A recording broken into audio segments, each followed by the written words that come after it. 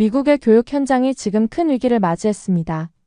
전국 학생들의 학업 성취도는 지난 10년간 최저치를 기록했고 고등학생 절반 이상이 기초학력 미달이라는 충격적인 결과가 나왔는데요. 특히 실리콘밸리가 있는 캘리포니아주의 상황은 더욱 심각합니다. 최첨단 IT 기업들이 모여있는 이곳에서조차 학생들의 수학, 과학 성적은 계속해서 하락하고 있죠. 교육부는 수십억 달러의 예산을 투입했지만 뚜렷한 해결책을 찾지 못하고 있는 상황입니다. 여기에 더해 코로나19 이후 심각해진 학습 격차, 늘어나는 학업 스트레스, 그리고 기술 발전에 따라가지 못하는 낡은 교육 시스템까지 미국의 교육은 총체적 난국에 빠졌습니다. 이런 절망적인 상황에서 충격적인 반전이 일어났는데요. 하버드 교육대학원의 한 교수가 우연히 접한 한국의 교육 시스템이 그 시작이었습니다. 그녀는 미국 교육계의 대표 학회에서 미국 교육은 30년 전에 멈춰 있다며 폭탄 발언을 했고 현장은 순식간에 아수라장이 되었죠. 대체 무슨 일이 있었던 걸까요? 한국의 교육 시스템이 어떻게 미국 교육계를 뒤흔들어 놓았는지 지금부터 함께 알아보도록 하겠습니다. 안녕하세요. 저는 하버드 교육대학원에서 교육심리학을 가르치고 있는 제니퍼 레이놀즈예요. 20년이 넘는 시간 동안 미국의 교육 시스템을 연구하고 가르치면서 세계 최고의 교육을 하는 나라에서 일한다는 자부심이 컸답니다.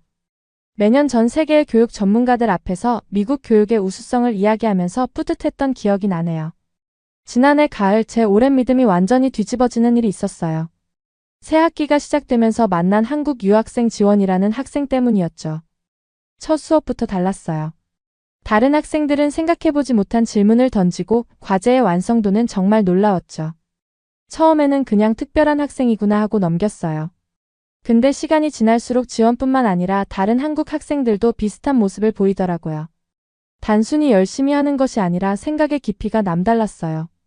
특히 학기 중반에 있었던 교육심리 연구 프로젝트 발표는 정말 인상적이었죠. 그때 마침 집에서는 16살 된 딸 올리비아 때문에 고민이 많았어요. 머리는 좋은데 공부에는 전혀 관심이 없었거든요. 성적도 자꾸 떨어져서 실리콘밸리에서 IT 회사 임원으로 일하는 남편과도 올리비아 교육 문제로 이야기를 자주 나눴답니다. 올리비아가 다니는 학교는 캘리포니아에서도 손꼽히는 좋은 사립학교예요. 최고의 시설에 훌륭한 선생님들도 계시죠. 그런데도 수업 시간에는 멍하니 있다가 오고 숙제는 대충 하거나 아예 안 해와서 속상할 때가 많았어요. 상담 선생님과도 여러 번 상담했지만 뚜렷한 해결책을 찾지 못했죠. 어느 날 수업이 끝나고 지원이 연구실로 찾아왔어요. 논문 주제로 조언을 구하고 싶다고 했는데 이야기를 나누다 보니 자연스럽게 한국의 교육 이야기가 나왔어요.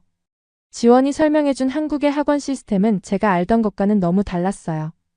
학생 한 명 한 명의 특성을 분석해서 맞춤형으로 가르치고 최신 기술도 활용한다는 게 정말 신기했죠. 그동안 아시아의 교육이라고 하면 그저 무조건적인 암기와 주입식 교육이라고만 생각했거든요. 그런데 지원의 이야기를 들으니 제가 너무 편견을 가지고 있었다는 생각이 들었어요. 그날 저녁 연구실에서 한국의 교육에 대해 이것저것 찾아보게 됐어요. 국제학업 성취도 평가에서 항상 최상위권을 차지하는 것은 물론이고 특히 문제 해결 능력이나 사고력 부분에서 뛰어난 성과를 보이고 있더라고요. 집으로 돌아오는 길에 많은 생각이 들었어요. 20년 넘게 교육을 연구하면서 한 번도 의심해본 적 없던 제 생각이 흔들리기 시작했거든요. 어쩌면 우리가 미처 알지 못했던 더 좋은 교육 방식이 있을지도 모른다는 생각이 들었죠. 그리고 집에 있는 올리비아가 떠올랐어요. 매일 같이 TV만 보며 시간을 보내는 우리 딸에게도 뭔가 다른 방법이 있지 않을까 하는 생각이 들었답니다. 수업이 끝난 후 지원을 따로 불러 이야기를 나누었어요. 지원은 제가 궁금해하는 한국 교육에 대해 하나하나 설명해 주었죠. 특히 놀라웠던 건 한국의 학원 시스템이었어요. 우리가 알던 것처럼 단순한 주입식 교육이 아니라 체계적이고 과학적인 접근법으로 학생들을 이끌어간다는 게 정말 인상적이었답니다. 다음 날부터 학교에서 한국 학생들을 더 유심히 관찰하기 시작했어요. 매 수업마다 그들은 철저한 준비를 해왔고 수업 중 토론에서도 깊이 있는 의견을 제시했죠. 특히 인상 깊었던 건 다른 학생들의 발표나 의견에 대해 건설적인 피드백을 주는 모습이었어요. 경쟁보다는 서로 배우고 성장하는 것에 초점을 맞추는 것 같았죠. 그러던 중 동료 교수들과의 대화에서 더 놀라운 사실을 알게 됐어요. 다른 학과의 한국 학생들도 비슷한 면모를 보인다는 거였죠. 공대의 김 교수는 자신의 연구실에 있는 한국 학생들이 복잡한 문제를 체계적으로 해결하는 능력이 뛰어나다고 했어요. 경영대의 톰슨 교수는 한국 학생들의 팀워크 능력을 특히 높이 평가했고요. 한편 올리비아의 상황은 점점 더 안 좋아지고 있었어요. 중간고사 성적이 나왔는데 거의 모든 과목에서 기대 이하의 결과를 받았거든요. 담임 선생님은 올리비아가 수업 시간에 집중하지 못하고 자주 멍하니 있다고 했어요. 숙제도 제대로 해오지 않는 날이 많았다고 하더라고요. 그즈음 지원이 제 연구실에 자주 들렀어요. 논문 지도를 받으러 온 김에 이런저런 이야기를 나누게 됐는데 한국에서는 학생들이 어떻게 공부하는지, 학원에서는 어떤 방식으로 가르치는지 자세히 들을 수 있었죠. 특히 인상적이었던 건 학생 개개인의 학습 스타일과 진도를 철저하게 분석하고 관리한다는 거였어요. 지원의 설명을 들으면서 우리나라 교육 시스템에 대해 다시 한번 생각해보게 됐어요. 학생의 자율성을 존중한다는 명목으로 너무 느슨하게 운영되는 건 아닌지, 또 개별 학생에 대한 관리가 제대로 이루어지지 않는 건 아닌지 하는 의문이 들었죠. 특히 충격적이었던 건 한국의 학원들이 사용하는 첨단 기술이었어요. 인공지능을 활용해 학생들의 학습 패턴을 분석하고 빅데이터를 기반으로 맞춤형 학습 계획을 세운다는 게 정말 놀라웠죠. 우리는 아직도 전통적인 방식만 고수하고 있는데 이미 한국은 교육에 첨단 기술을 접목시키고 있었던 거예요. 앤더슨 교수가 말했던 한국 학원이 너무 궁금해졌어요. 그래서 지원에게 그 학원에 대해 물어보았죠. 알고 보니 그 학원은 한국의 유명 학원이 미국의 연 지점이었어요. 처음에는 한인 학생들을 위한 학원이었는데 입소문을 타고 현지 학생들도 많이 다니게 됐다고 하더라고요. 남편과 이 이야기를 나누었더니 의외로 적극적인 반응이 돌아왔어요. 실리콘밸리에서 일하다 보니 한국의 IT 기술력을 잘 알고 있었고 특히 교육에 이런 기술을 접목한다는 게 흥미롭다고 하더라고요. 게다가 회사에서 함께 일하는 한국인 동료들의 문제 해결 능력이 탁월하다며 그 비결이 궁금했다고 해요. 며칠 후 올리비아의 학교에서 학부모 모임이 있었어요. 거기서 우연히 앤더슨 교수의 부인을 만나게 됐죠. 그녀에게 한국 학원에 대해 물어보니 처음에는 조금 망설이는 듯 했어요. 하지만 이내 자세한 이야기를 들려주었죠. 그들의 아들이 얼마나 달라졌는지, 어떤 방식으로 수업이 진행되는지 말이에요. 특히 인상적이었던 건 학생들의 학습 의욕을 높이는 방식이었어요. 단순히 성적을 올리는 것이 목표가 아니라 공부하는 즐거움을 찾게 해준다는 거였죠. 매주 진행되는 학습 상담에서는 학생의 관심사와 연계해서 학습 동기를 부여한다고 해요. 올리비아처럼 의욕이 없는 학생들에게 딱 필요한 것 같았죠. 집으로 돌아오는 길에 결심했어요. 올리비아를 그 한국 학원에 보내보기로요. 물론 위험 부담도 있었죠.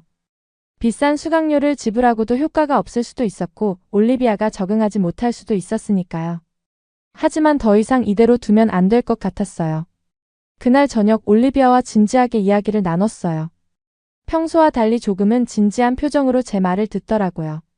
새로운 시도를 해보는 게 어떻겠냐고 물었더니 의외로 긍정적인 반응이었어요. 아마도 자기도 현재 상황에 만족하지 못하고 있었나 봐요. 다음 날 아침 일찍 앤더슨 교수가 추천해준 한국 학원을 방문했어요. 그런데 이게 웬걸 학원 앞에서 뜻밖의 광경을 목격하게 됐죠. 그곳에서 본 것들은 제가 미국의 교육 시스템에 대해 가지고 있던 자부심을 완전히 뒤흔들어 놓았답니다. 그날 아침 본 광경은 정말 놀라웠어요.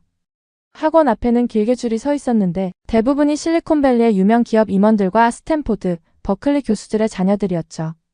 남편이 아는 얼굴들도 몇몇 보였어요. 알고 보니 이 학원은 이미 실리콘밸리 상류층 사이에서는 일종의 비밀스러운 인싸 템플이었던 거죠. 그런데 더 놀라운 일이 기다리고 있었어요. 접수처에서 등록을 하려는데 이미 대기자 명단이 길게 있다는 거예요. 앤더슨 교수의 추천이 없었다면 아마 몇 달은 더 기다려야 했을 거예요. 이렇게 인기 있는 학원이라는 걸 전혀 몰랐다는 게 신기할 정도였죠. 그때 갑자기 웅성거리는 소리가 들렸어요. 옆 건물에 새로운 교육기관이 문을 연다는 현수막이 걸린 거예요. 엘리트 글로벌 아카데미라는 중국계 대형 학원이었죠. 화려한 인테리어와 최첨단 시설을 내세우며 대대적인 홍보를 시작했어요. 특히 실리콘밸리 학부모들의 마음을 사로잡을 만한 커리큘럼을 내세웠더라고요. 엘리트 글로벌 아카데미의 등장은 지역 학부모들 사이에서 큰 화제가 됐어요. 매주 화요일마다 열리는 학부모 모임에서도 이 이야기로 한참 떠들썩했죠. 화려한 시설과 프리미엄 브랜딩, 거기다 MIT 출신 강사진까지 내세우며 공격적인 마케팅을 펼쳤거든요. 잠시 고민이 되더라고요.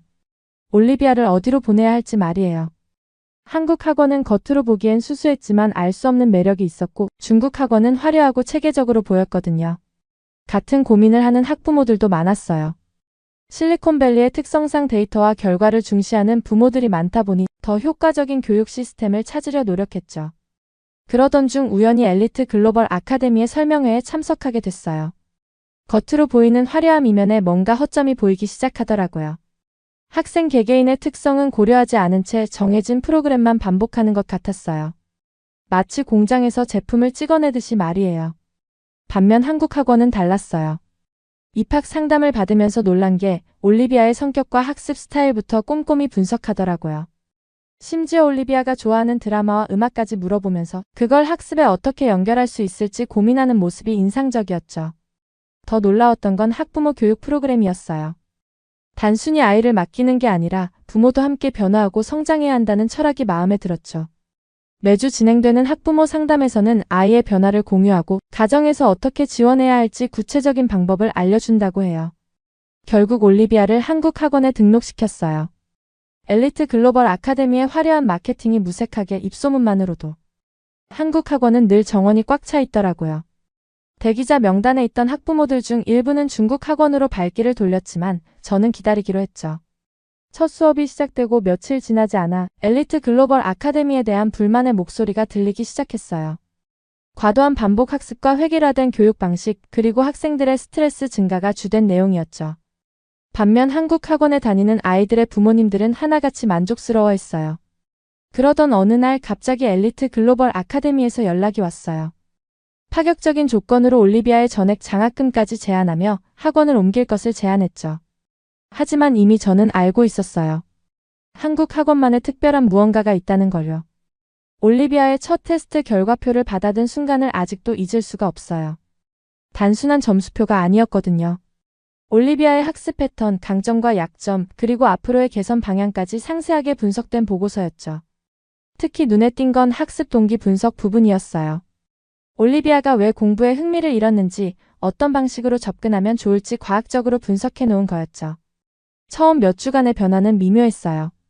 올리비아는 여전히 귀찮아했지만 전처럼 완강하게 거부하지는 않았죠. 특히 인상적이었던 건 선생님들의 접근 방식이었어요. 올리비아가 좋아하는 넷플릭스 드라마를 교재로 활용하고 인스타그램으로 영어 글쓰기를 연습하게 하더라고요. 10대들의 관심사를 학습과 자연스럽게 연결시키는 모습이 놀라웠어요. 한 달이 지날 무렵 눈에 띄는 변화가 나타나기 시작했어요. 올리비아가 스스로 책을 펴고 공부하는 모습을 발견했거든요. 처음에는 믿기지 않았죠. TV만 보던 아이가 책상 앞에 앉아있다니 말이에요. 남편도 깜짝 놀랐더라고요. 특히 인상적이었던 건 학원의 AI 학습 시스템이었어요.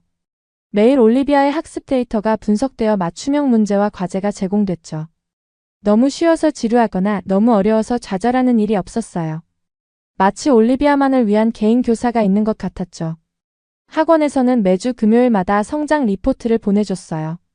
단순히 시험 점수만이 아니라 학습 태도의 변화, 집중력 향상 정도, 심지어 수업 중 표정 분석까지 들어있더라고요. 교육 전문가인 제가 봐도 감탄할 만큼 섬세한 분석이었어요. 2달이 지났을 때는 정말 큰 변화가 있었어요. 올리비아가 처음으로 학교 과학 시험에서 어를 받아온 거예요. 그것도 반에서 가장 높은 점수였죠. 하지만 더 놀라운 건 올리비아의 표정이었어요. 점수보다도 자기가 문제를 이해하고 해결했다는 것에 더 뿌듯해하더라고요. 한국 학원의 또 다른 특별한 점은 멘토링 시스템이었어요. 올리비아에게는 한국에서 스탠포드 대학교에 교환학생으로 온 언니가 멘토로 배정됐죠. 단순히 공부만 가르쳐주는 게 아니라 진로 상담도 하고 때로는 언니처럼 고민도 들어주었어요. 중간고사 성적이 나왔을 때는 담임 선생님께서 직접 연락을 주셨어요. 올리비아의 성적이 전 과목에서 크게 향상됐다면서 특히 수업 태도가 많이 달라졌다고 하시더라고요. 예전처럼 멍하니 있지 않고 적극적으로 수업에 참여한다고 해요. 엘리트 글로벌 아카데미에 다니는 친구들의 소식도 들려왔어요. 매일 늦게까지 공부하고 끊임없는 시험에 지쳐가고 있다고 하더라고요. 심지어 몇몇 아이들은 중간에 그만두기도 했대요. 반면 한국 학원은 달랐어요. 공부 시간은 오히려 줄었지만 효율은 훨씬 높아졌거든요. 학기 말이 다가올 무렵 올리비아는 완전히 다른 아이가 되어 있었어요. 예전에 무기력하고 불만 가득했던 모습은 온데간데없고 자신감 넘치고 적극적인 모습으로 변했죠. 특히 수학과 과학 과목에서는 전교 상위권에 들 정도로 실력이 향상됐어요. 이런 변화는 학업 성적에만 국한되지 않았어요. 올리비아는 학교 과학 동아리의 회장이 되었고 주말에는 저소득층 아이들을 위한 봉사활동도 시작했죠. 공부만 잘하는 게 아니라 전인적인 성장을 이루고 있었던 거예요. 그러던 어느 날 스탠포드 대학교에서 열리는 교육 컨퍼런스에 초청받았어요. 미국 교육의 현재와 미래를 주제로 한 컨퍼런스였죠. 저는 망설임 없이 한국의 교육 시스템, 특히 제가 경험한 놀라운 변화에 대해 발표하기로 했어요. 그리고 그날 컨퍼런스장에서 예상치 못한 반응을 마주하게 됐답니다. 스탠포드 대학교 컨퍼런스장은 예상보다 훨씬 많은 청중들로 가득 찼어요. 교육 전문가들 뿐만 아니라 실리콘밸리의 주요 인사들도 참석했더라고요. 제가 발표를 시작하자 모두가 놀라운 집중력으로 경청해 주었죠. 제가 발표한 내용은 단순했어요. 올리비아의 변화 과정과 한국 교육의 특별한 점들을 있는 그대로 전달했죠. 특히 강조했던 건 한국 교육만의 세 가지 특징이었어요. 첫째는 체계적인 데이터 기반 관리 시스템, 둘째는 개인 맞춤형 교육 방식, 셋째는 전인적 성장을 위한 멘토링 프로그램이었죠. 발표가 끝나고 질의응답 시간에는 정말 많은 질문이 쏟아졌어요. 특히 실리콘밸리의 기업가들은 한국의 에듀테크 기술에 큰 관심을 보였죠. AI를 활용한 학습 분석 시스템이나 빅데이터 기반의 맞춤형 교육 방식은 그들이 추구하는 혁신과 일맥상통했나 봐요. 그날 컨퍼런스의 영향력은 예상을 훨씬 뛰어넘었어요. 여러 매체에서 취재 요청이 왔고 교육 관련 팟캐스트에도 초대받았죠. 심지어 실리콘밸리의 유명 벤처 캐피털에서는 한국의 교육 기술을 미국에 도입하자는 제안도 해왔어요. 특히 감동적이었던 건 다른 학부모들의 반응이었어요. 엘리트 글로벌 아카데미에 다니던 아이들의 부모님들도 하나둘씩 한국 학원으로 아이들을 옮기기 시작했죠. 처음에는 반신반의하는 모습이었지만 실제로 아이들의 변화를 목격하고는 깊이 감동받았다고 해요. 한 학부모는 아이가 처음으로 스스로 알람을 맞추고 일어나기 시작했다며 눈물을 보이기도 했어요. 다른 학부모는 아이가 더 이상 시험, 성적 때문에 스트레스 받지 않으면서도 오히려 더 좋은 결과를 얻게 됐다며 기뻐했죠. 이런 변화들을 보면서 진정한 교육의 가치가 무엇인지 다시 한번 생각하게 됐어요. 올리비아의 변화는 더욱 놀라웠어요. 이제는 단순히 공부를 잘하는 것을 넘어서 자신만의 꿈과 목표를 찾아가기 시작했죠. 환경과학에 특별한 관심을 보이더니 교내 환경 동아리를 직접 만들어 활동하기 시작했어요. 주말마다 진행하는 스터디 그룹의 리더가 되어 친구들과 함께 성장하는 모습을 보여줬고 특히 공부를 어려워하는 친구들을 돕는 데 많은 시간을 할애했어요. 대학에서도 변화의 바람이 불기 시작했어요. 제 연구실에서는 한국의 교육 시스템을 체계적으로 연구하는 프로젝트를 시작했고 여러 한국의 교육기관들과 협력 관계를 맺게 됐죠. 특히 지원과 같은 한국 학생들의 도움을 받아 미국 교육의 새로운 방향을 모색하기 시작했어요. 한국의 주요 교육기관들과 화상회의를 하면서 더 많은 것을 배웠어요. 그들이 가진 교육에 대한 열정과 헌신은 정말 대단했죠. 특히 인상 깊었던 건 최신 기술을 도입하면서도 학생 개개인의 인간적인 성장을 가장 중요하게 여기는 모습이었어요. 지금은 실리콘밸리 전역에서 한국식 교육의 바람이 불고 있어요. 처음에는 상류층 자녀들 사이에서만 조용히 퍼져나가던 움직임이 이제는 공립학교 시스템에까지 영향을 미치고 있죠. 여러 학교에서 한국의 교육 방식을 벤치마킹하기 시작했고 특히 방과 후 프로그램에 한국식 교육 시스템을 도입하려는 시도가 늘어나고 있어요. 우리 대학에서도 의미 있는 변화가 일어났어요. 교육학과 커리큘럼에 한국의 교육 혁신 사례 연구라는 과목이 신설됐고 한국의 유명 교육자들을 초청해 특강을 진행하기도 했죠. 심지어 일부 교수들은 방학 기간을 이용해 한국의 교육 현장을 직접 방문하기도 했어요. 특히 인상 깊었던 건 한국 교육이 가진 철학적 깊이였어요. 단순히 성적을 올리는 것이 아니라 학생들의 인성과 창의성 그리고 사회성까지 고려하는 총체적인 접근 방식이 놀라웠죠. 더구나 이런 교육이 첨단 기술과 만나 더욱 효과적으로 구현되는 모습은 앞으로의 교육이 나아가야 할 방향을 제시해 주는 것 같았어요. 올리비아는 이제 고등학교 졸업을 앞두고 있어요. 스탠포드 대학교에서 조기 입학 제안을 받았죠. 하지만 더 감동적인 건 올리비아가 자신이 받은 도움을 다른 아이들과 나누고 싶다며 교육 봉사를 시작했다는 거예요. 주말마다 저소득층 아이들을 위한 무료 교육 프로그램을 운영하고 있답니다. 지금 돌이켜보면 그때의 경험은 단순한 교육 방식의 차이를 넘어선 문화적 깨달음이었던 것 같아요. 한국의 교육 시스템을 통해 배운 것은 효율적인 학습 방법만이 아니었거든요. 교육이란 학생 개개인의 잠재력을 끌어내고 전인적인 성장을 도우며 더 나아가 사회에 기여할 수 있는 인재를 키우는 것이라는 깊은 깨달음을 얻었죠. 한국은 교육을 통해 짧은 시간 안에 놀라운 경제 성장을 이룩했다고 해요. 이제 저는 그 비결을 진정으로 이해할 수 있을 것 같아요. 체계적이면서도 따뜻한, 효율적이면서도 인간적인 한국의 교육 철학이 바로 그 핵심이었던 거죠.